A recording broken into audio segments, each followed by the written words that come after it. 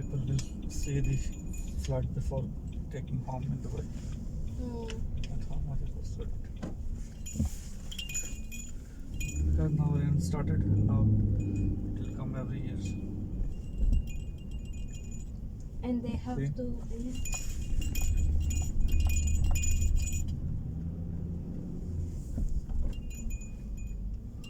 And these villas, their pool inside, it's all flooded.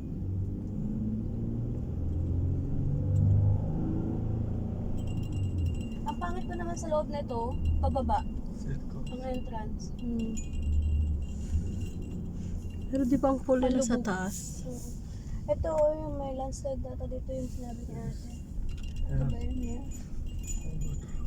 Sabi may empty plot doon, may landslide. What is this place now? Looks like it doesn't look nice anymore. Huh?